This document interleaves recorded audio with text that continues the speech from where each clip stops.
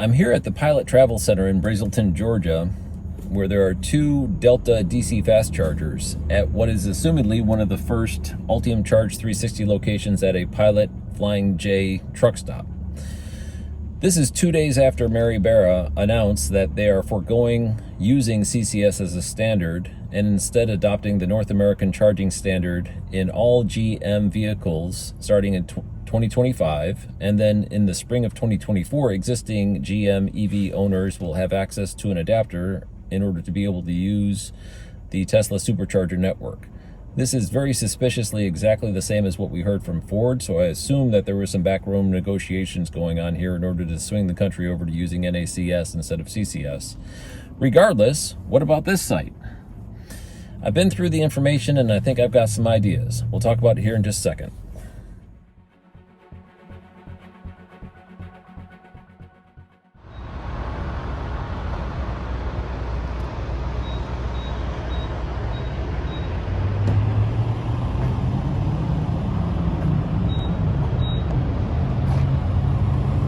I saw this on PlugShare last week, and there was then and there is now really no question that this is an Ultium Charge 360 dispenser. You can see it's the same shape of Delta dispensers that are at other Ultium Charge 360 locations that are deployed by EVgo, and is at a Pilot truck stop, travel center. So really no question there that that's what this is. The big deal is that the connectors are CCS connectors.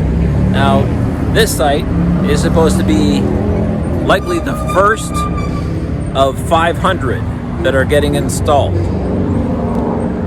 There's another one up in Virginia. That one might be the first one. This one might be the first one. We're really not sure. But what gives with CCS at a GM location that is going NACS? Big questions.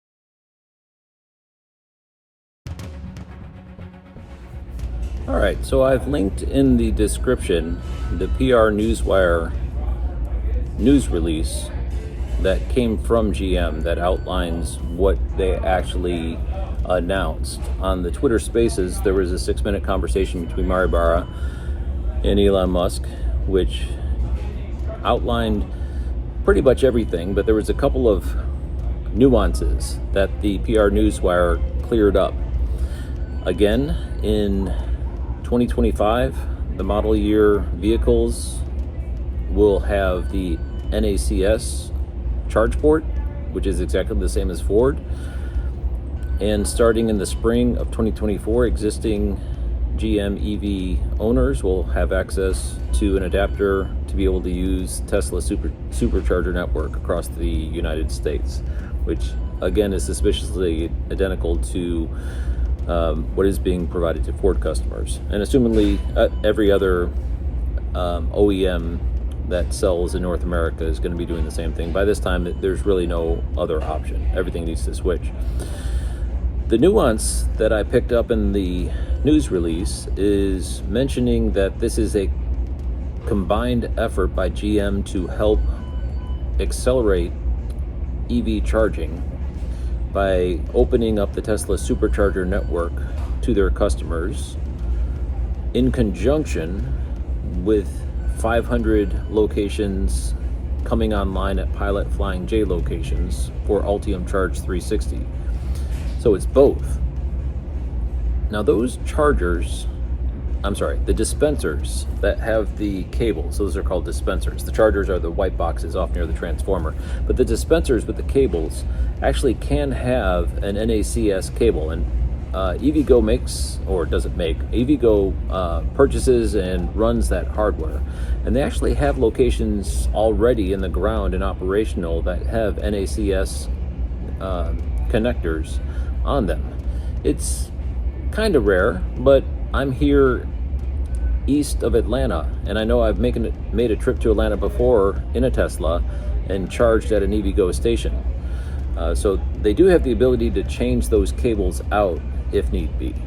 Now, in order for GM's plan for the 500 locations at Pilot Flying J to expand the Ultium Charge 360 network with NEVI compliant DC fast chargers, what's going to have to happen first is the federal law is going to have to be amended to probably say CCS or NACS.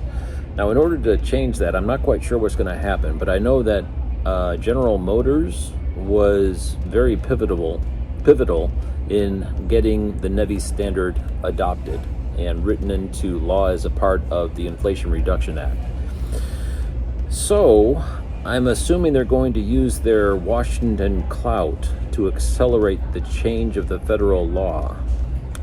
If not, likely what's going to happen is they're just going to proceed with installing the CCS dispensers with the CCS cables. And at some point in the future, when the NEVI standard changes to include NACS, they'll either go back and retrofit half of the cables or all the cables or whatever at the Ultium Charge 360 locations with NACS cables, or they'll just simply put a pause button until the thing gets sorted out. I don't think they're going to put a pause button, though. There's too many things already in motion.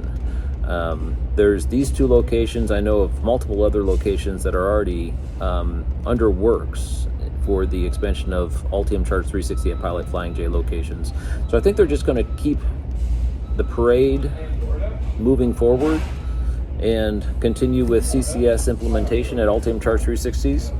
And at a later time, they'll start bringing in the NACS situation into these charging locations. Regardless, if I have an adapter, either for an NACS car that is made 2025 and beyond to use a CCS, or I have an adapter for a CCS car that was made before 2025 in order to use NACS, it's just an adapter situation. So really, it's good news either way. More chargers for everyone, at least for GM and Ford. And assumingly every other OEM is going to do this same thing. So, basically, this is a very good situation for EV drivers and also for the acceleration of the EV adoption in North America. It's very good news. Basically, for some reason, Tesla has decided to give up their competitive advantage of the supercharger access in order to accelerate EV adoption. In my opinion, that was very philanthropic of Elon Musk, and I'm sure there's some money involved, but even still, he's following through on focusing on accelerating EV adoption by allowing other OEMs to charge at supercharger locations, and assumingly all OEMs, because at this point there's really no other option. Anyway, so I think that's what's going to be panning out here. I stopped by this location because I was glamping in the EV at a location in the mountains of northeast Georgia. If you want to check out that video, it will be in the channel, listed as an EV road trip into a charging desert, number 11.